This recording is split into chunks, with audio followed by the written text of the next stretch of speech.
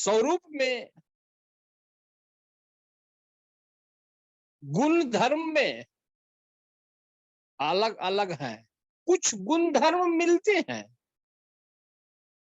लेकिन एक बर्फ है, पाला है, और दूसरा पानी है। सदगुरु कहते हैं कि ये बर्फ पानी हो सकता है, ये पानी ही था पहले, लेकिन अभी ये पानी ना होकर के ये बर्फ हो गया है। लेकिन यदि इसको ज्ञान मिल जाए तो ये बर्फ पुनः फिर पानी हो जाएगा। उस अवस्था में बर्फ नहीं दिखेगा, पानी ही पानी दिखेगा। मतलब जीव आत्मा भक्ति करके शिव दशा में पहुंचेगा, और शिव दशा में पहुंचकर ये पीव दशा को प्राप्त करती है। ये है सदगुरु कबीर का ज्ञान। ऐसा नहीं है कि तुम जीवन भर शिष्य ही रहो, तुम गुरु नहीं बन सकते। अरे गुरु तो परमात्मा मुझे ही बनाया है। ऐसा सदगुरु कबीर का संदेशा नहीं है मेरे भाइयों। आपको गुरु तक की यात्रा करनी है। सदगुरु कबीर कभी शिष्य बनाने की बात ही नहीं कहा। खोया हुआ जो अस्तित्व है, भूला हुआ जो हमारा स्वरूप है, उसको सदगुरु कबीर दोबारा उसको प्राप्त करने का, उसको चिन्हने का, उसको जानने का रास्ता बता करके आपको वह अस्तित्व प्रदान करता है जो आपका ही अस्तित्व कभी रहा था। इसलिए कहा, पाला गली पानी भया साहेब साधु माही। जब प्रभु से परिचय हो जाता है तब कुछ अंतर नहीं रह जाता है मेरे भाइयों। जैसे पाला गल कर पानी हो जाता है, तैसे ही साहेब और साधु मिलकर एक हो जाते हैं। सूरत है साधु, शब्द है सतगुरु। सूरत है जीवात्मा, शब्द है परमात्मा। ये जीव आत्मा और परमात्मा एक हो जाते हैं। जैसे बर्फ और पानी मिलकर के एक हो जाते हैं, उसी तरह से सूर्य और किरण भी मिलकर के एक हो जाते हैं, लहर और समुद्र मिलकर के एक हो जाते हैं। विचार करिए कि कहाँ शिष्य और कहाँ गुरु अब रह गया, कहाँ जीव और कहाँ पर ब्रह्म रह गया, कहाँ जीवात्मा और कहाँ परमात्मा रह गया। हेरत हेरत हे सखी कबीरा गया हेरा, बूंद समाना समुद्र में किस विधि हेरा जाए। अब दृष्टा और दृश्य कहाँ रहा, भगत और भगवान कहाँ रहा, सुरती और शब्द कहाँ रहा। वो दोनों मिट गए और एक तीसरा अस्तित्व वहां नजर आता है, उसका नाम है निह अक्षर। बताइए, आप सोचते होंगे कि हम कभी भगवान हो नहीं सकते। आपको यही शिक्षा मिली अभी तक कि शिष्य गुरु नहीं हो सकता। गुरु एक ही होता है पूरे ब्रह्मांड में, और वह सतगुरु कहलाता है। यहाँ सतगुरु कबीर साहब कहते हैं कि तुम जब तक गुरु नहीं होगे तब तक तुम हम में मिल ही नहीं सकते हो। आज लड़ाई है। हम लोग कहते हैं कि अरे हमने तो सदगुरु सदाफल को पाया है। और हमारे जो सदगुरु हैं, ऐसा भूमंडल में अभी तो कोई सदगुरु हुआ ही नहीं है।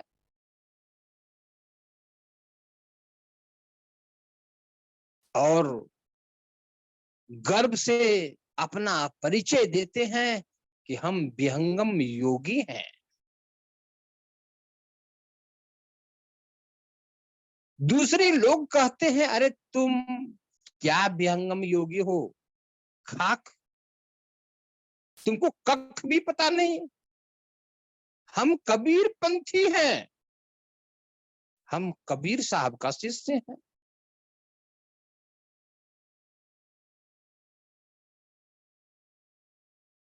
तो तीसरा कुछ कह पाता है, कह देता है हमारी बात को सुनकर, तुम्हें तो एकदम पता नहीं तुम दोनों को।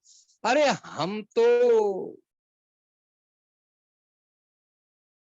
दसों बादशाह के बादशाही को प्राप्त किए हुए हैं। हमारे गुरु पीर परमात्मा गुरु नानक बाबा हैं।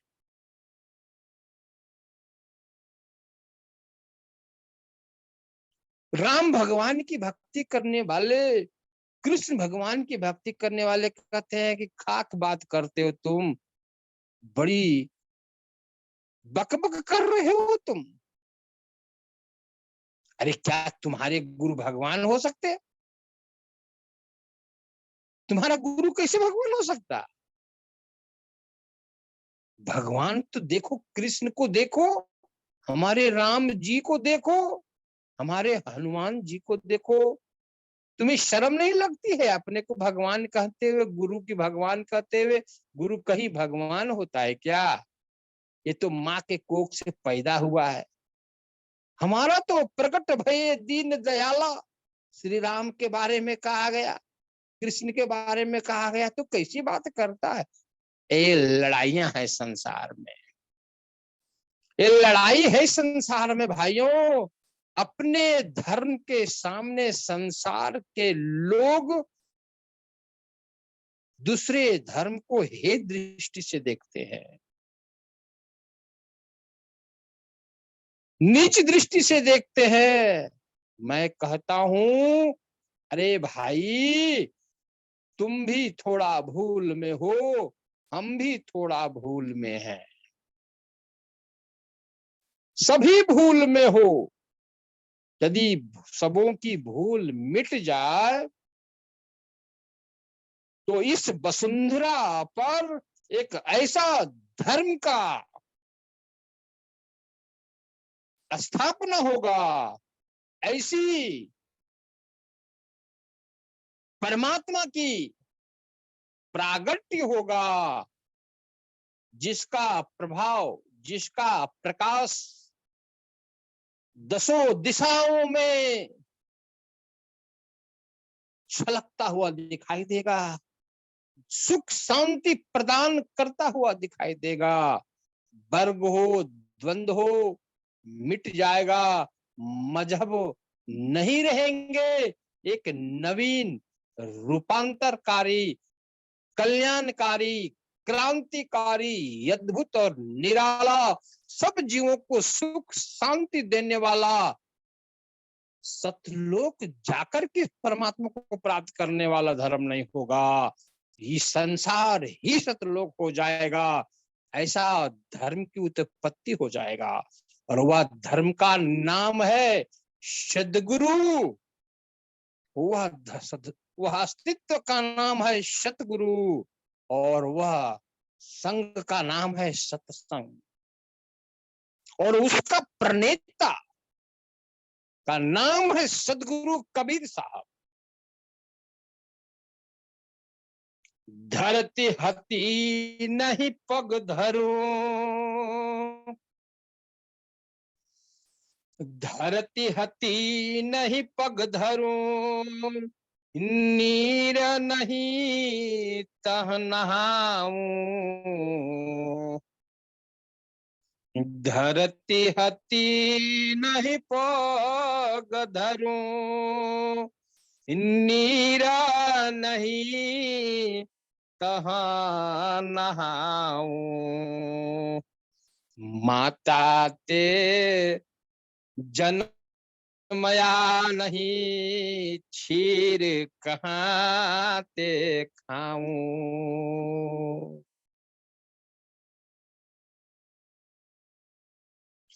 अरे भाई, सदगुरु कबीर साहब अपने बारे में बतला रहे दुनिया को, और ये नादान दुनिया, ये नादान साधु महात्मा, ये नादान राम कृष्ण की भक्ति करने वाले पत्थर दिल वाले, जिनकी आंख रहते हुए आंख फूटी हुई समान दिखाई देता है, ऐसे लोग नहीं समझ पाए ये सदगुरु को, नहीं चिन्ह पाए।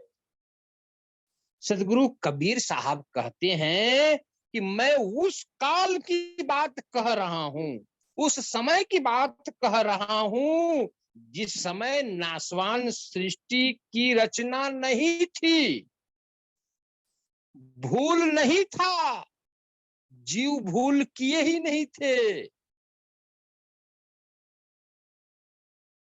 उस समय की बात कह रहा हूं धर्मदास जी,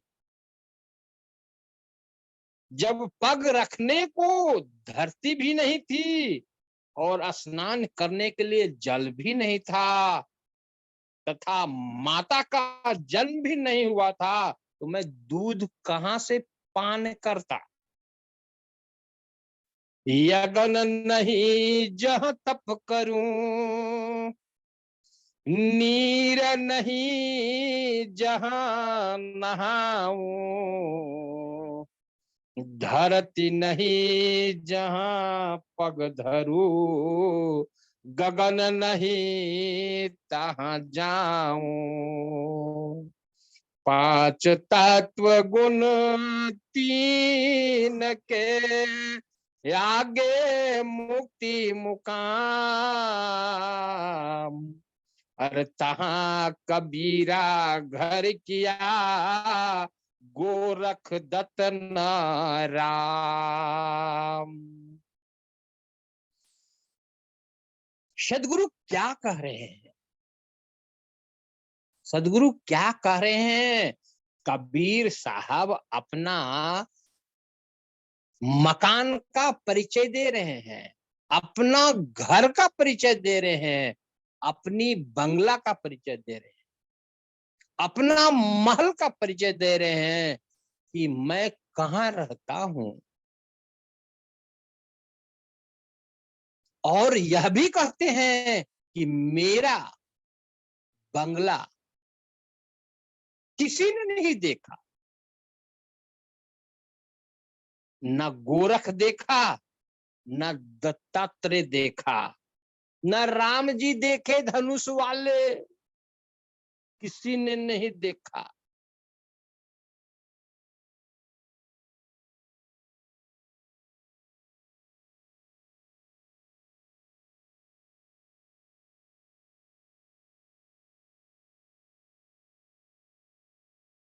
वह बंगला का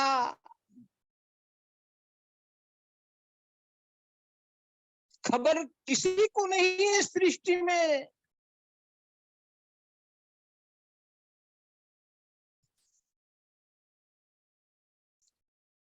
वह बंगला का खबर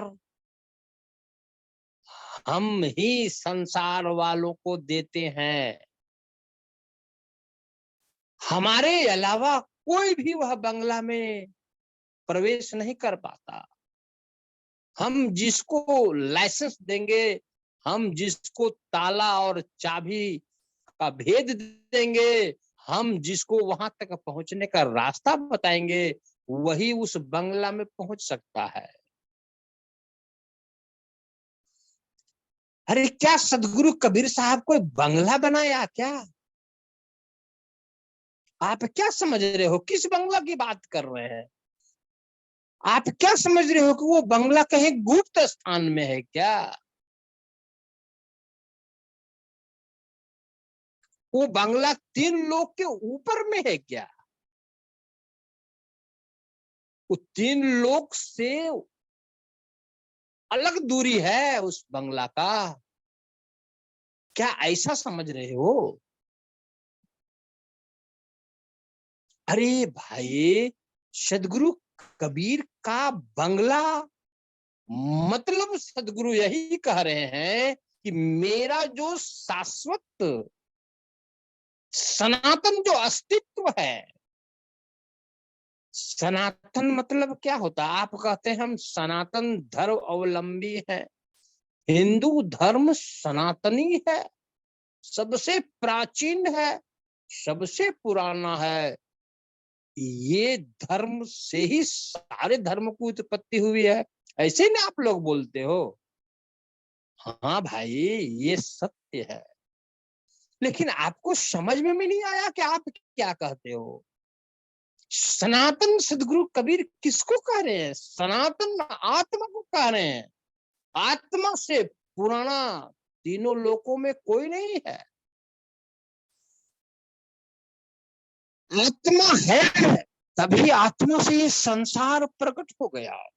ये दुनिया दिख रहा है, दिखने वाली दुनिया, ये प्रकृति दिख रही है, ये सुंदरता दिख रहा है, ये अविनाशी परमात्मा से विनाशील संसार उत्पन्न होकर के देखो दिख रहा है अपने अस्तित्व में।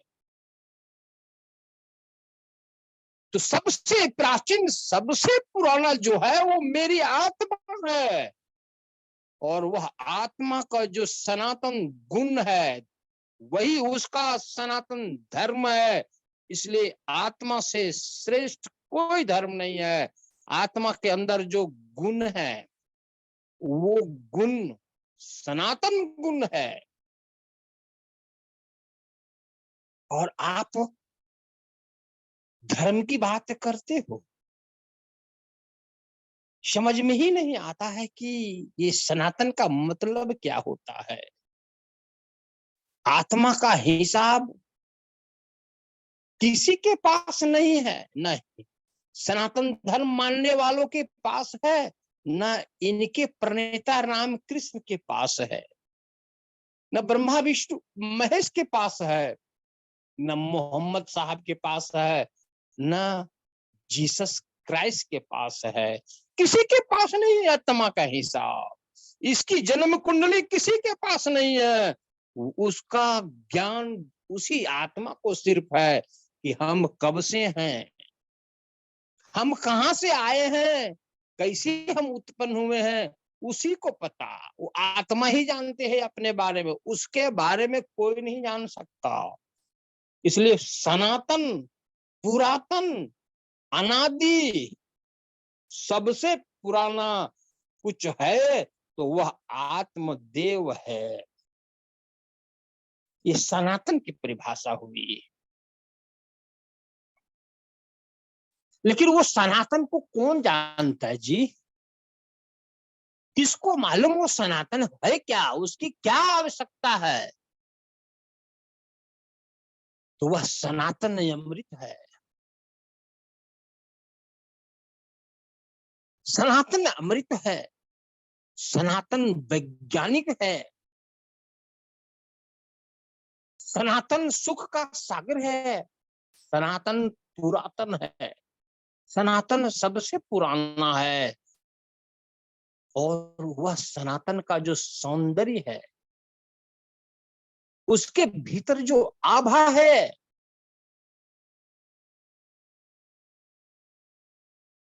उसे प्राप्त करने वाला ही जान सकता है कि इसका महत्व क्या है, इसको पाना चाहिए और क्यों पाना चाहिए। सब कुछ मिलने के बाद भी यदि ये नहीं मिला है तो कुछ भी नहीं मिला है, ऐसा वहां पर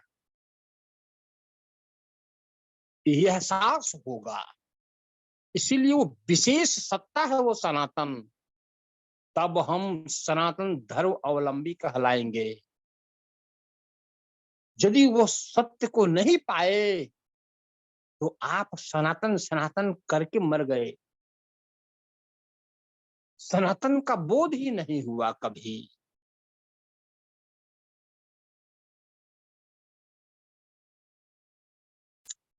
सदगुरु कहते हैं, अरे मेरे भाइयों, वही सनातन मेरी आत्मा का अपना स्वरूप है। जैसे फूल होता है, फूल दिखाई देता है लेकिन खुशबू दिखाई नहीं देता, अनुभव होता है कि इसमें खुशबू है।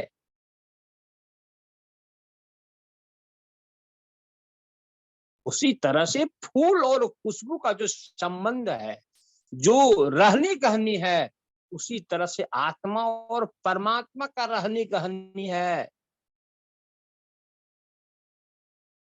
लेकिन वो फूल का तो पहले आपको पता चले, फूल का तो आपको दर्शन हो। कैसे दर्शन होगा? फूल अर्थात आपकी अपनी आत्मा। वही तो सदगुरु कबीर साहब कहते हैं कि मेरा बंगला है।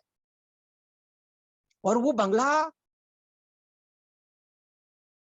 भौतिक मीटर, गज, किलोमीटर या दसवें या द्वादश या 2 या 12 कोस जो सुने ना भजनों में, ऐसा कुछ नहीं है। ये साइन है, ये कोड में बताया गया है। और ये आपको इसलिए बोला जाता है कि भाई वो भेद हमारे ही पास है।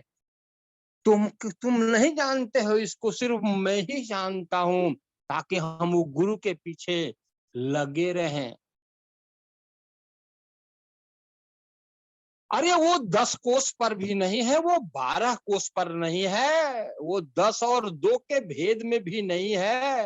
वो बांग्ला तो आप ही हो, आपका ही अस्तित्व का नाम है। वो महल तो आपका अस्तित्व ही है। बताइए, आपका ही अस्तित्व है तो आपसे दूरी कैसे हो सकता है? तो वो बंगला आपको चाहिए कि नहीं? वो घर आपको चाहिए कि नहीं? वह अस्तित्व आपको चाहिए कि नहीं? कहीं जाना नहीं है भाई, कहीं आना नहीं है। सिर्फ अपनी बंगला को चिन्हना है, अपना घर को चिन्हना है। और जब अपना घर आपको परिचय मिल जाएगा और उस घर में आप समा जाओगे, तो घर के अंदर जो सौंदर्य है, घर के अंदर जो सुंदरता है, घर के अंदर जो सुख सामग्री है, घर के अंदर जो शीतलता है, घर के अंदर जो डेकोरेशन है, घर के अंदर जो आर्किटेक्ट है, इंटीरियर डिजाइन है, क्या वो आप देख नहीं सकते हो? सहज में देख लोगे, खाली प्रवेश करना बाकी है। प्रवेश करते ही सब दिखाई देगा घर के अंदर। तो आपका अस्तित्व तो पहले आपको पता चले, जिसको आत्मा कहते हैं। और आत्मा के अंदर ही परमात्मा दूध और घी के जैसा साथ में ही रहता है। लेकिन ये सूरत जो है ना, वो आत्मा से अलग होकर के भटक रही है, कुकुरिया के जैसा भटक रही है।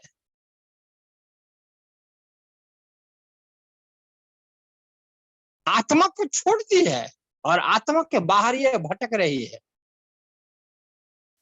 अरे साहब का भजन सुने हैं ना, संभालो सखी सुरती फूटे ना गगरी, संभाल सखी सुरती फूटे ना गगरी। क्या साहब बोला भैया? क्या गगरी को संभालने के लिए साहब बोल रहे हैं?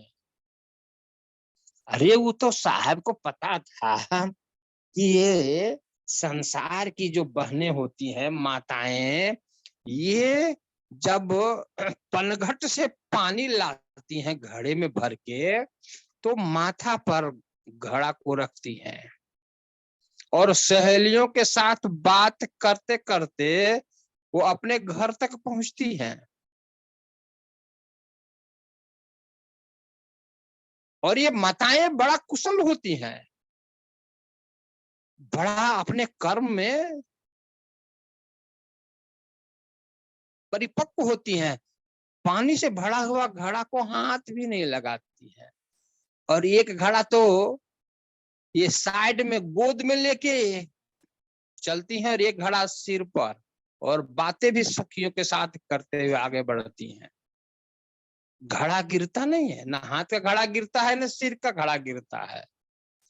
संभाल सखी सुरती फूटे न गगरी।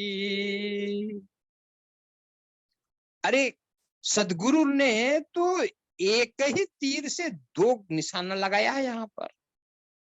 वो गगरी तो सचमुच में कितनी परिपक्वता है, कितना प्रैक्टिस है वह माँ को, वह बहन को, जो घड़े को बिना पकड़े हुए पनघट से लेकर के अपने घर तक पहुंचाती है, ले आती है।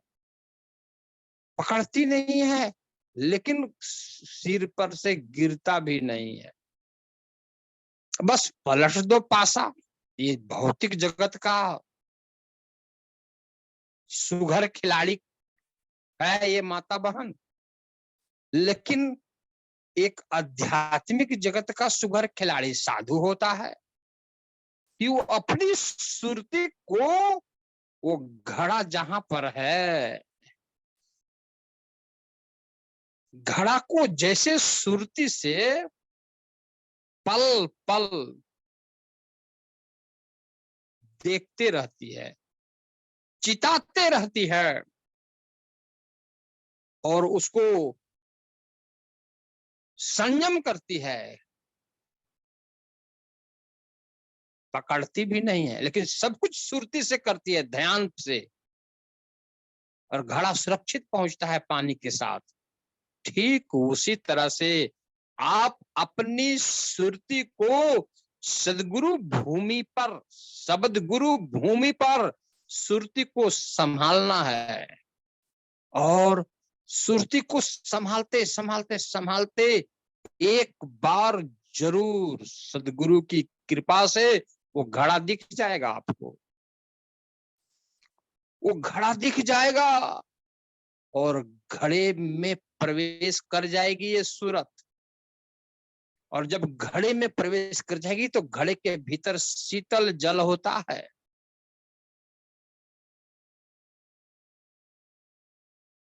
घर में प्रवेश कर जाएगी और घर डेकोरेटेड है,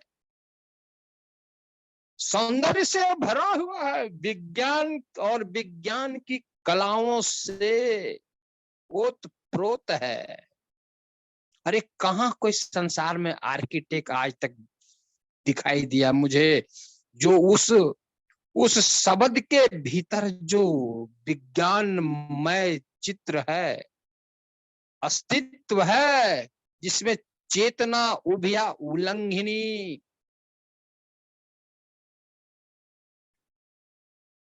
चित्रों को बनाते रहती है। और सूरत को देख देख करके, सूरत को दिखा दिखा करके, सूरत उसी में करोड़ों की संपत्ति लुटाते रहती है।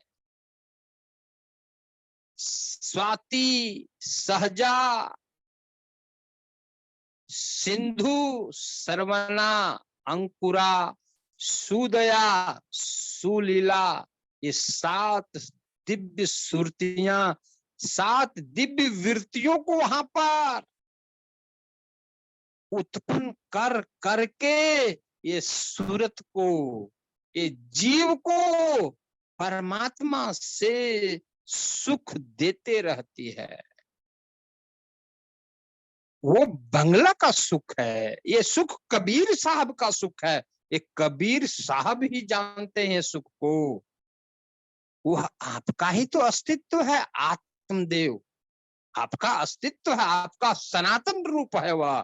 और उस आत्म देव में परमात्मा लबालब खचाखच भरा है, से घड़े में जल खचाखच भरा है, उसी तरह से परमात्मा भरा है भाइयों।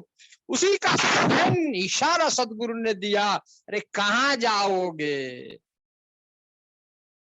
कहाँ जाओगे? मक्का, मदीना, काशी, काबा, कैलाश, कहाँ जाओगे?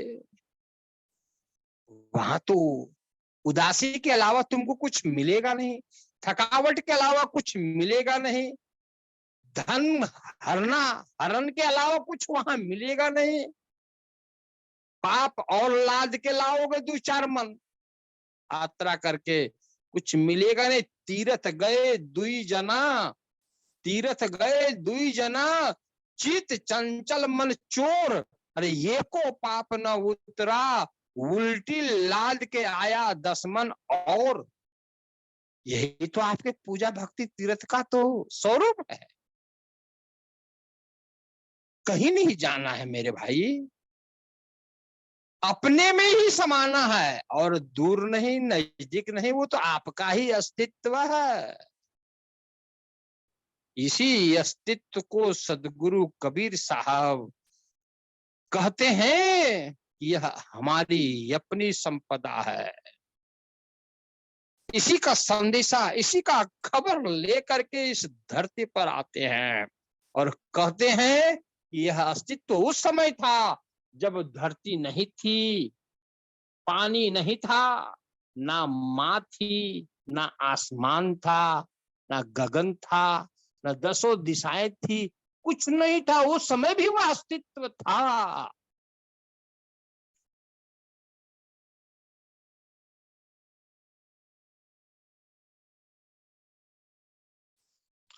अब मैं यहाँ पर कहता हूं कि लड़ना बंद करो कि मेरे गुरुजी का नाम कबीर साहब है। दूसरा बोलेगा मेरे गुरुजी का नाम धर्मदास साहब है, मेरे गुरुजी का नाम बाबा नानक है, मेरे गुरुजी का नाम संत रैदास है, सदाफल स्वामी है। अरे मूर्खो, कपड़ा का गुणगान कब तक करोगे? पोशाक का गुणगान कब तक करोगे?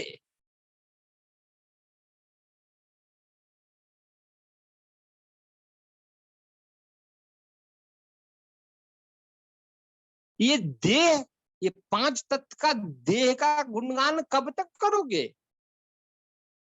राम जी तो चल गए सरजू में अपना पोशाक को उतार के, तो राम जी को तो चिन्हा नहीं, जाना नहीं, और पोशाक जो है उनका, उसको दीवार में टांग दिए हो और ओम जय जगदीश हरे स्वामी जय जगदीश हरे कर रहे हो। कृष्ण अपनी पोशाक को उतार दिया, कृष्ण चले गए, वो सनातन चला गया, वो दिव्य आत्मा चली गई, और पोशाक के पीछे पड़े हुए हैं पूरी सृष्टि झाड़ के। और कहते हो हम राम भक्त, हम कृष्ण भक्त, हम जीसस भक्त, हम सदाफल भक्त, हम कबीर भक्त। अरे मेरे भाई, ये पोशाक कुछ कर सकता है आपको क्या? ये पोशाक आपका स्वामी हो सकता है क्या? ये हार्ड मांस का शरीर,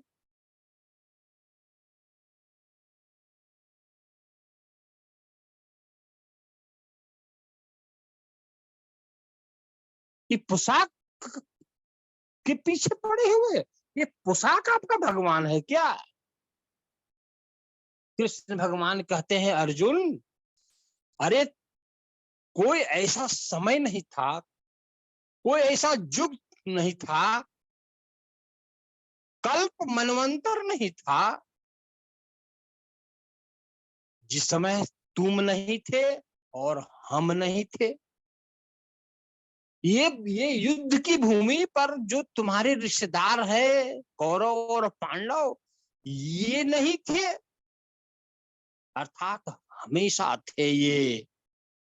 बस ये अपना पोशाक धारण करते हैं, पोशाक छोड़ते हैं, कपड़ा धारण करता है छोड़ता है, शरीर धारण करता है छोड़ता है।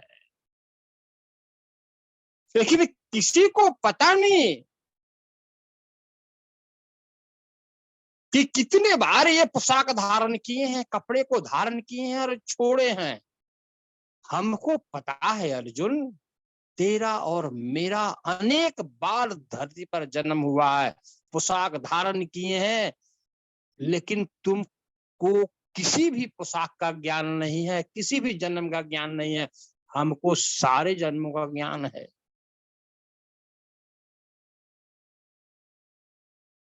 सबका पोशाक उतार दिया जाए, सदाफल स्वामी का पोशाक हटा दिया जाए, कबीर साहब का पोशाक हटा दिया जाए, गुरु नानक बाबा का पोशाक हटा दिया जाए, धर्मदास जी का पोशाक हटा दिया जाए,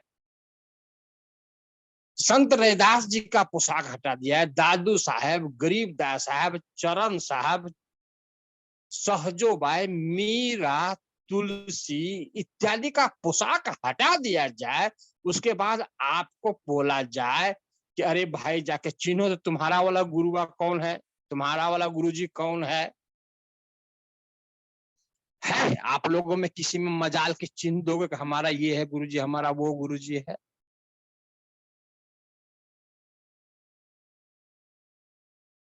जब आप चिन्ह ही नहीं सकते हो, बता ही नहीं सकते हो मेरा वाला गुरुजी कौन है, तो क्या हिम्मत है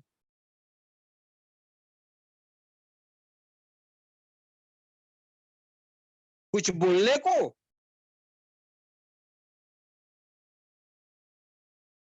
कि पोशाक की वजह से, पोशाक की वजह से आप कह रहे हो मेरा गुरु, मेरा गुरु, मेरा गुरु। अरे ये बूंद, ये जीवात्मा, ये सुरती, ये किरणें, ये रश्मियां पोशाक धारण की, मनुष्य का शरीर, कोई सदाफल का शरीर, कोई धर्मदास साहब का शरीर, कोई कबीर का शरीर, कोई नानक का शरीर। अब ये शरीर तो इन लोगों का यही खत्म हो गया। अब वो सुरती जीवात्मा रश्मि रही और वो शब्द में जाके प्रवेश कर गई, जैसे बूंद समुन्द्र में समा गया। तो किसी में ताकत है कि बता देगा कि सदाफल था ये बूंदवा पृथ्वी पर, ये कबीर था बूंदवा पृथ्वी पर, ये धर्मदास था? हमको बता सकते हैं, मंदाकिनी गंगा में आती है,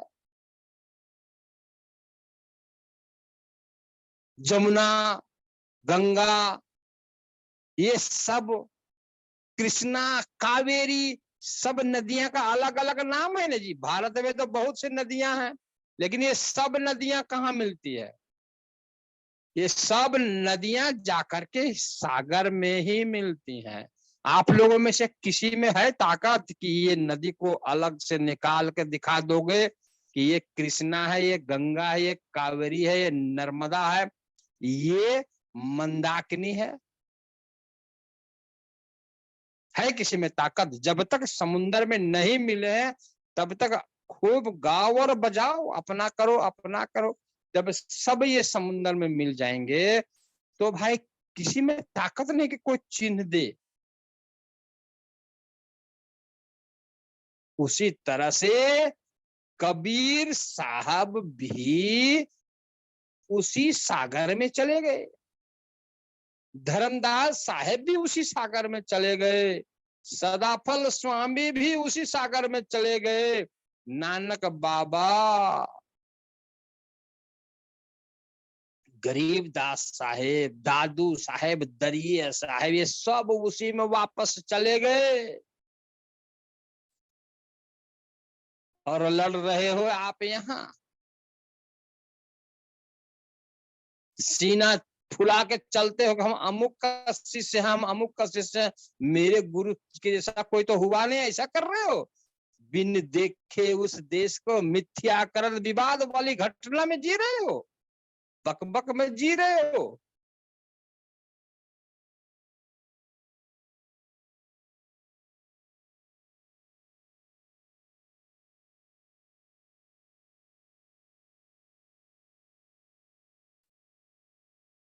साहब तो यही बात तो कहा, जल में कुंभ में जल,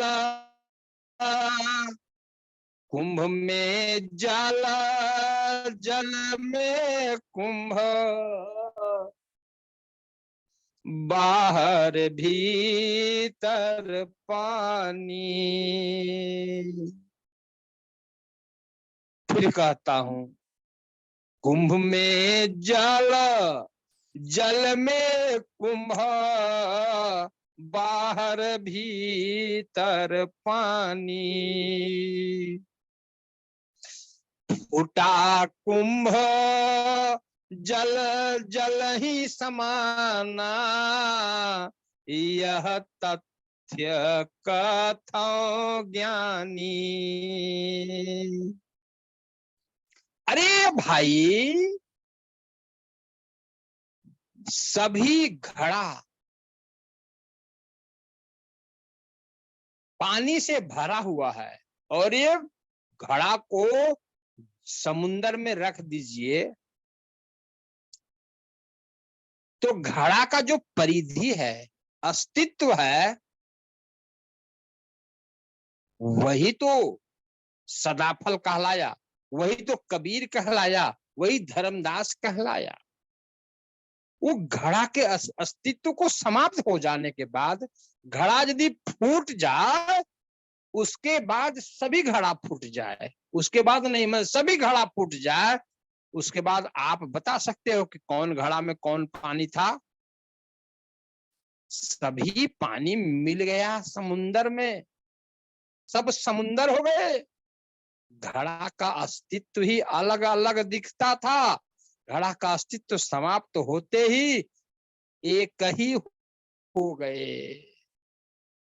कहीं कबीर नहीं, कहीं धर्मदास नहीं, नहीं कबीर नहीं धर्मदासा, अक्षर एक सब घट ही निवासा। नहीं कबीर नहीं धर्मदासा, अक्षर एक सब घट ही निवासा। एक ही अक्षर सब घटों में निवास करता। घट मतलब आत्मा, तन घट होता है, मन घट होता है, आत्म घट होता है। आत्म घट में एक ही परमात्मा निवास करता है, अलग अलग कोई निवास नहीं करता है। वहां पर कोई नहीं बता सकता है सदाफल को निकाल के, धर्मदास को निकाल के, स्वतंत्र भगवान को किसी मजाल नहीं निकाल देगा।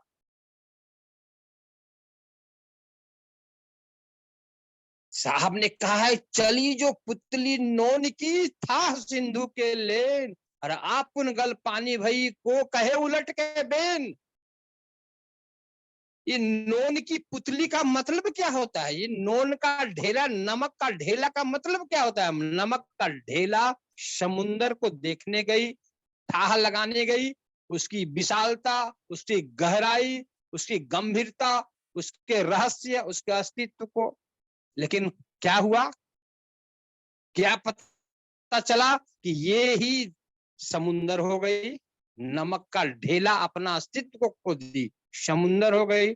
अब बताओ कौन बाहर आकर के बताएगा कि समुन्दर कैसा था? वही हाल ये सबका हो गया है,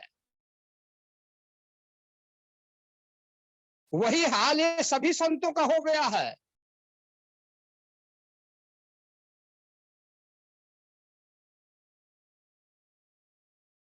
इसीलिए वहां की खबर कोई नहीं दे पाता है जाने के बाद। सदाफल भगवान के बारे में कहा गया था कि सब शरीर छोड़े थे तो गगन में वो पहुंचे शरीर छोड़ करके, और वहां से 15 मिनट तक आकाशवाणी किया। अरे तो आज के सारे शिष्य भटक गए, गुरु भी भटक गया, माया जोड़ने में लग गया है। तो आप हमको बताओ ना कि अभी स्वामी जी काहे न आकाशवाणी कर रहे हैं, गगन में तो है। अरे सब समुंदर हो गए, कोई अलग से नहीं है, और वो समुंदर किसी को कुछ नहीं बोलता, अपने आप में मस्त रहता है। नहीं कबीर नहीं धर्मदासा, अक्षर एक सब घट ही निवासा। अब वहां कोई कबीर, कोई धर्मदास नहीं, कोई साधु महात्मा नहीं, सब हो गया एक ही निह अक्षर। अक्षर मतलब निह अक्षर हो गए। ऐसी भक्ति का खबर सतगुरु कबीर दुनिया में लाते हैं। वही है कि शब्द में जानने के बाद फिर शब्द से बाहर होता है, होश में होता है, ज्ञान में होता है, और शब्द को देखते नीचे उतरता है, अपने अस्तित्व से वो विराजमान रहता है और इंद्रधनुष के जैसा शरीर बना करके संसार में ज्ञान देता है और फिर ज्ञान देकर के वापस लौट जाता है। बाकी कोई नहीं है इस संसार में जो उसमें पहुंचने पर वापस लौट सके। इसको कहते हैं रहित मुक्ति। एक बार जो गया वो वापस नहीं लौट सकता, क्योंकि जो भी वहां से बाहर हुआ है कभी वापस लौटा ही नहीं, वहां पहुंचा ही नहीं पुनः पुनः। सिर्फ कबीर साहब ही वापस आ सकते हैं, चार गुरु ही वापस आ सकते हैं, किसी में नहीं। इसीलिए कहा गया चार गुरु मिली थापल बेड़ा, ये जग के कड़िहार हैं, इनकर बहिया पकड़े रहो हंसा, भव सागर पार हैं पार हैं। लड़ो, कितना लड़ोगे, अपने गुरु की बड़ाई करो, यहाँ शांति प्रदान करने की सत्ता के सामने उलझन करते हो। न ज्ञान है, न विवेक है, न प्रभु की परिचय है, कुछ भी नहीं है। जाने की आकांक्षा है सत्यलोक, और सत्य आपका अस्तित्व को पता ही नहीं है, उसी को सत्यलोक कहा गया है। पाने की इच्छा है मोक्ष, बंधन का ही पता नहीं है।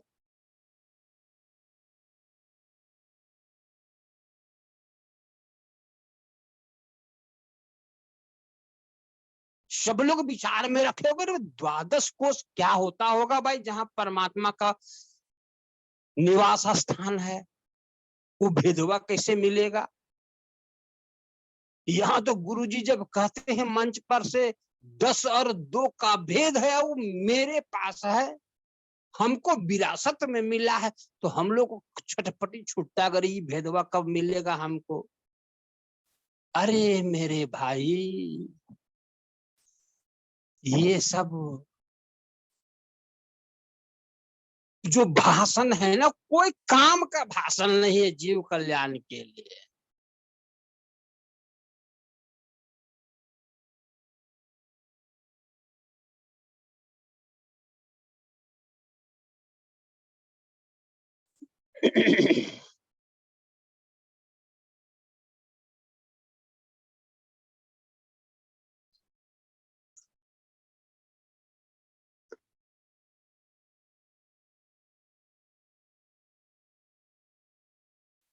मेरे सदगुरु के भक्तों, जब तक उस सदगुरु के भेद को जानकर चिन्ह कर उस सदगुरु सत्ता में समा नहीं जाते हो, तब तक तुम कुंवारी ही रहोगे। ये सदगुरु का कथन है।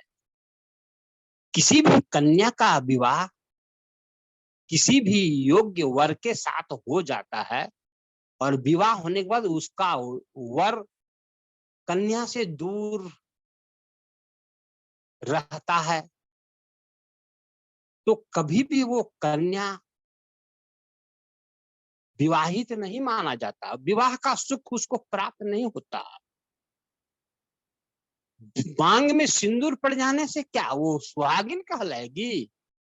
सुहाग के सुख को जानती ही नहीं है, क्योंकि बस मांग में सिंदूर पड़ा, लेकिन सुहाग उसके साथ रहा ही नहीं। बस उसी तरह से आप सतगुरु सतगुरु सतगुरु का सेवक बने हुए हो, सतगुरु को चीना ही नहीं आप, तो बस आप समझते हो हम गुरुमुखी हैं, हम कहते हैं आप निगूरे हो अभी भी। आपको पता ही नहीं आपका गुरु का ज्ञान क्या है, आपका गुरु का अस्तित्व क्या, कुछ पता ही नहीं है आपको, और गुरुमुख बने हुए हो। अरे जब लग पीव परिचय नहीं, जब लग पीव परिचय नहीं, कन्या कुमारी जान। हथ लेवे हूँ सालियो, मुश्किल पड़ी पहचान।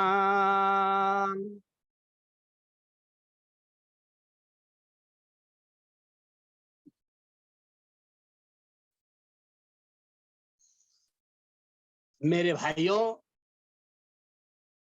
ठीक से भक्ति करनी होगी। वो परमात्मा कहीं दूर नहीं है, वह प्रीतम कहीं दूर नहीं है, वो बस भ्रम हो गया। क्या हो गया? भ्रम हो गया। आप लोग तो खूब भजन सुने हैं। सदाफल भगवान भी भजन रच दिए हैं स्वर शब्द प्रकाश में, बहुत लोग गाते हैं। थोड़ा सा हम खोलना चाहूंगा। जैसे श्वान कांच मंदिर में, भ्रमते भूख भूख मरियो। जैसे श्वान कांच मंदिर में, भ्रमते भूख मरियो।